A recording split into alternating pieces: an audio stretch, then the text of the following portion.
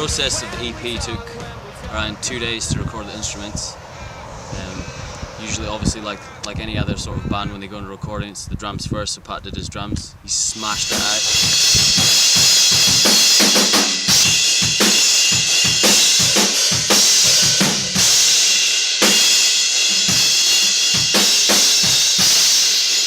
And then he came in, did his little bass parts, and then I did my guitar parts, and then I recorded all the vocals at home because we didn't have enough time and money to record everything within the space of time that we had. So I borrowed a mic of Pat and his little preamp and went into my den in my room, built a little sound booth out of a mattress and a couch, and sat there and recorded it on Pro Tools. And then that was it. That was the recording process done. And then gave it over to Rob, and he worked his magic, and that was it. What's your favourite song? Majesty, for sure, because the end riff on it just rocks.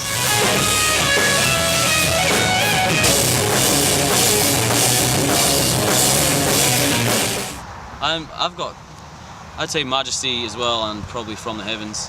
I know you've said pick your favourite track, but they're the two ones that I find, are the best for me.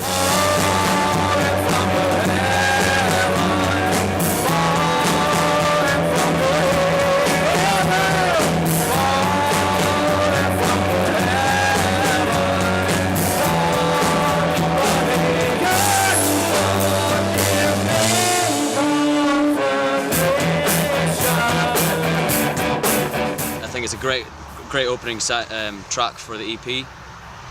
Majesty's got a good energy to it, some good hooks and good riffs and stuff like that. And then the last song on the EP, From the Heavens, has more of a progressive sort of sound to it, so it builds up into a big, I guess you call it crescendo at the end, and a big riff. And I think that's a good way to start and end the EP. So that's why I think I like them the best.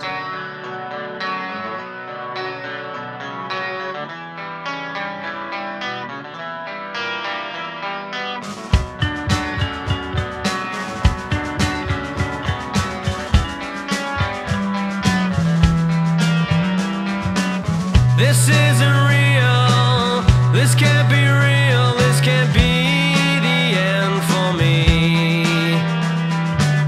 I never thought I'd have to choose to end my own mortality. 10 seconds to the ground. The recording experience was really easy. It just was nice and laid back. It's great at Rob's studio because it's all in the one room, so we're all there inside watching each other, and it's a good little atmosphere. So I think we really responded well to that because we're all nice and tight in our rehearsal space as well. So it's felt a bit more natural. So I think, yeah, that's why we go back there. It's a really good space to record in.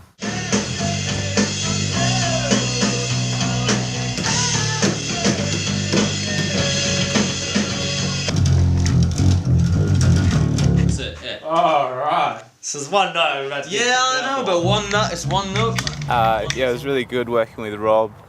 He's got some really good gear in there and a nice room, so yeah, it was fun. The drum sounded pretty sweet in there as well.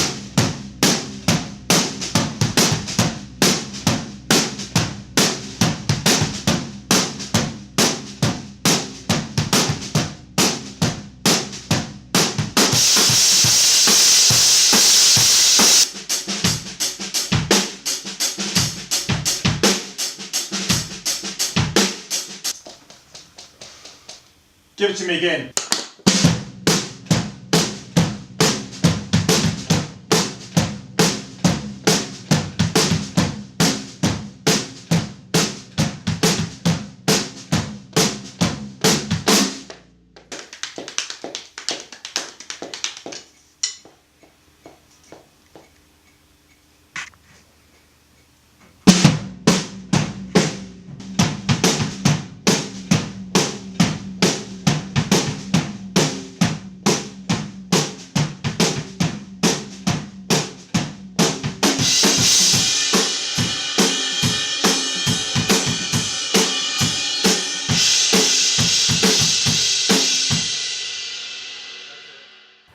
Well, I don't know. He's a very depressed. Yeah, I'm just very depressed, you know, and you know, I've got to let it all out with my songwriting. My songwriting it's just, I base a lot of it around, I guess, things that I see or watch or read and stuff like that, and a lot of the songs on there, I mean, there's a couple of tracks on there it's just something that I've watched on TV, like From the Heavens is about a documentary that I watched about September 11th, about there was this one image in the media about when a guy jumped out of the World Trade Center when it was on fire and stuff like that, and that seemed to sort of be like, I guess, a headline and it went all the papers around the world, and they were trying to find this one guy who they wanted to know who he was or whatever, because the way he was kind of plummeting to the earth, he was kind of looked kind of graceful, and you know, a lot of the media was like attention was on that sort of picture, and it got me sort of thinking about, you know, if you were forced into that situation yourself, you know, what would you rather do? Would you rather stay in a burning building, or would you rather jump? You know, in that situation, I don't know what anyone would do, but I mean, I would probably myself would rather plummet to the earth, and it's a pretty morose kind of thing to think about, but you know. Told you, he's a very dark and disturbed individual. But, you know, like in that sort of situation, it's kind of, I like to sort of place myself into these situations and kind of think what I would do in given that situation, you know, and you know, that's one of the, I guess, the inspirations for the song From the Heavens. This isn't real. This can't be real. This can't be the end for me. I never thought I'd have to choose it with my own mortality. 10 seconds to the ground. 7 seconds. Afraid I'm found. Or simply put into the ground. I'm taking control. Fly away from the dead.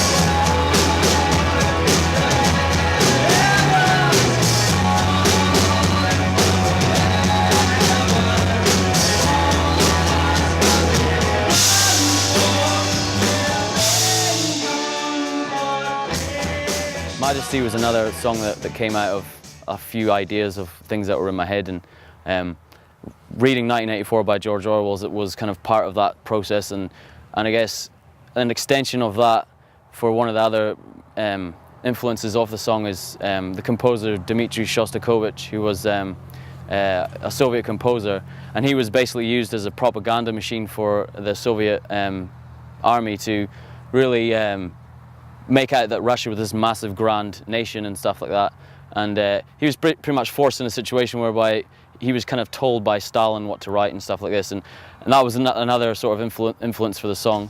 Honor, dishonor, an offer. Walk the line, all line up to be over. To breathe free, obey me. Full of fragile nation to believe what I say and play what I want you to play.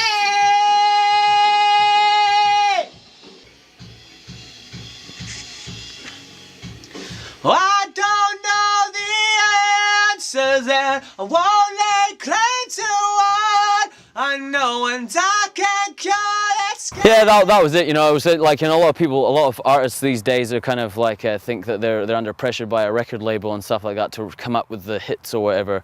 But you got to think to yourself, if you're in that situation, like Shostakovich was kind of like forced with maybe being exiled or even put to death if he didn't do what Stalin said. So that was another thing that I thought was pretty interesting, and that was another lyrical influence for the song. But majority of the songs that I write are usually it's just a riff or something like that, an idea, and then I'll just kind of hum some gibberish melody for a while, and then it turns into lyrics, and that's it. And Ron was another key influence or key factor to writing Majesty, because there was some sort of parts in the song where it wasn't sort of sounding right, and we played it quite a few times in the studio and in the rehearsal space, and it just didn't seem right. And he came up with some ideas to, you know, especially the intro, the part of the song where it's just like the drums and the bass coming together. That was his idea. So, I mean, majority of the times I'll just kind of write the songs and we come in, and obviously the band adds to that. But in this instance, it was like a kind of a collaborative effort for Majesty.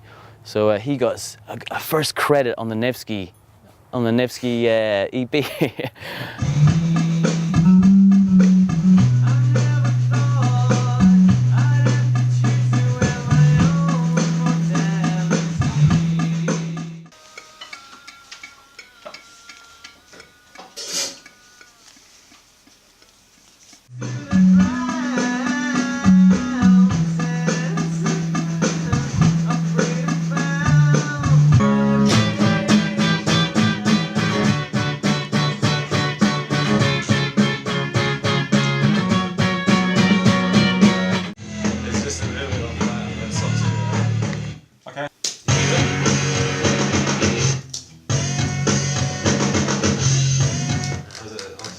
Cool.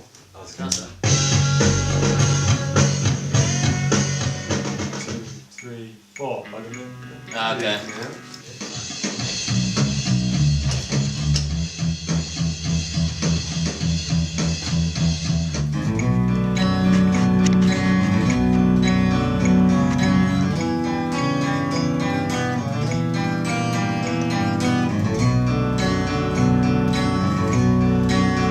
Like comes to a pre-production time. might Like, grab oh yeah, I'll put the bass line in there. We might grab the last two notes from a different take, Alright. but that was pretty good. It's a good riff. Borrowed time, and I will leave you with the sight of burning. But it's to remind you, but it's to remind you. And that's it. Ultimately, you know, you want to go as far as you can. Well, you know, as far as it can go. You know, it's just obviously getting the breaks and getting the, you know, having a bit of good luck along the way, and a bit in the hard work as well. You got to work hard for it. But obviously, we'd like to start doing a few shows over east, and then trying to build up a bit of a fan base there, and then obviously trying to get a bit of airplay for the songs as well.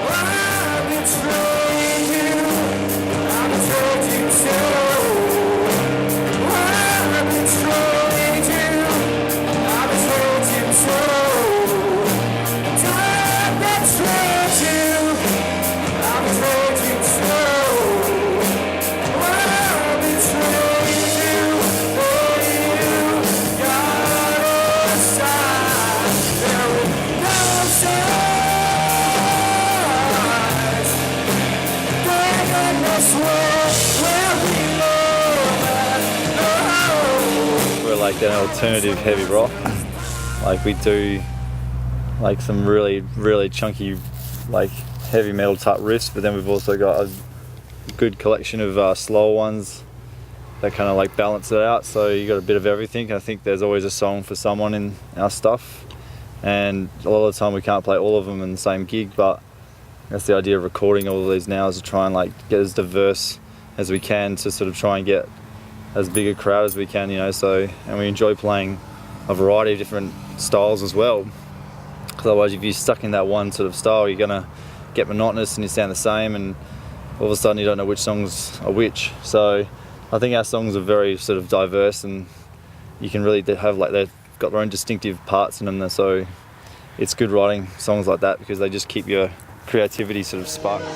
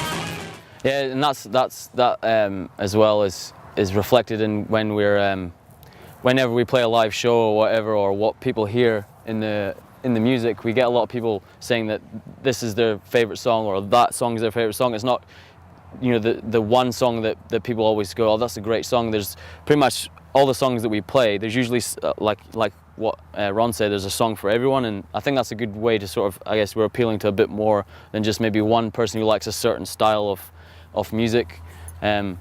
We seem to sort of appeal to quite a sort of good broad section of music lovers, which I think is a good thing, because it shows that we're not sort of staying in the one zone, and we're kind of branching ourselves off a bit.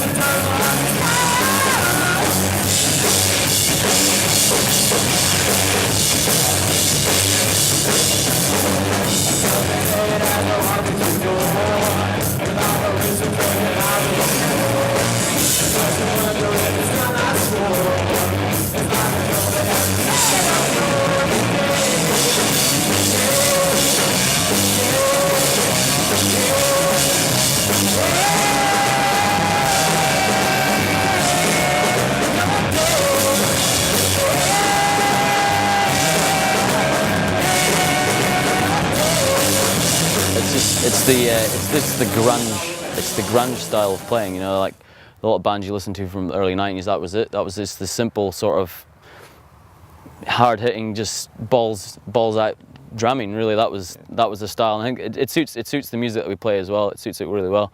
Not overcomplicating, and you know, for certain, you know, I guess certain bands have certain drummers that do a lot of, you know, have a lot of chops and a lot of crazy sort of fills, but for what we do, it's not really necessary to have that fucking crazy style of drumming. It's just like, it's just solid, you know. It's a solid, and he's, you know, he provides the meat, and then he provides more meat, and I provide the just the little fairy dust. The little tricklings of tastiness.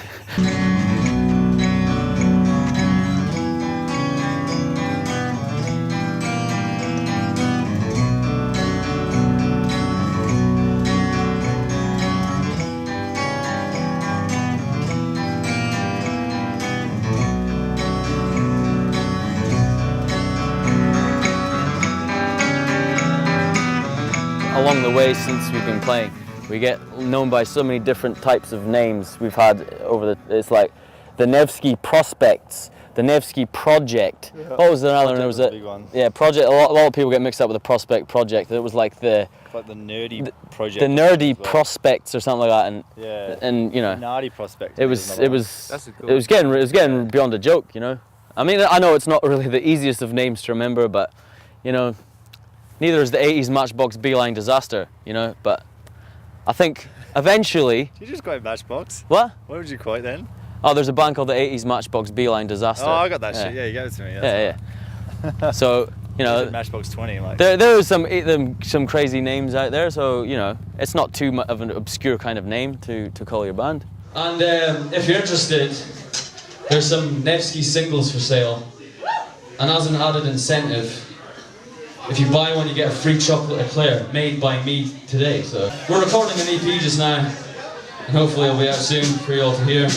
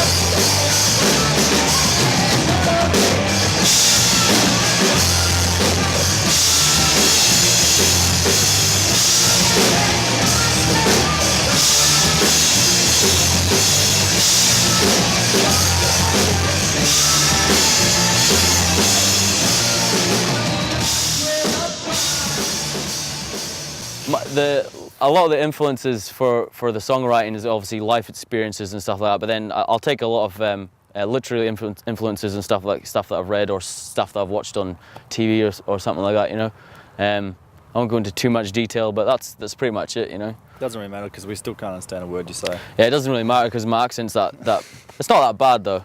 I don't speak with a really broad accent. When you but sing, it's different though. yeah.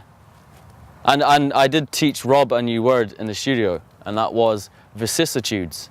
So that's what, you know, and he was really grateful for that because he's going to use it in a conversation at some point, and people are going to think he's a fucking genius.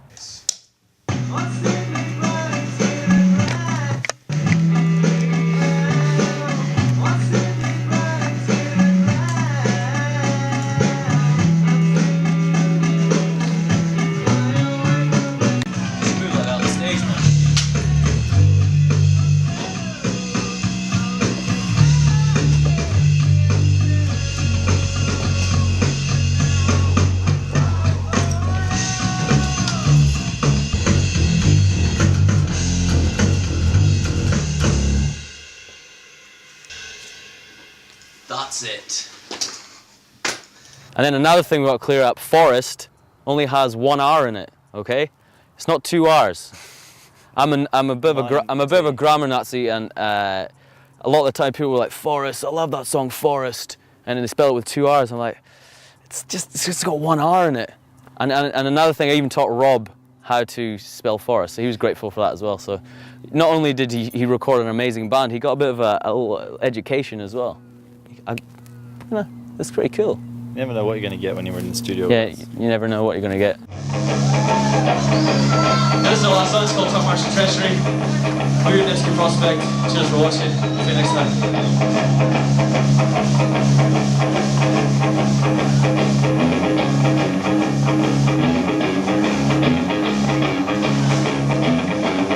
When you said that you were waiting for me, did you think that maybe one day I'd see? You're oblivious and crushing the dream. Don't march the treasury, you're making a team.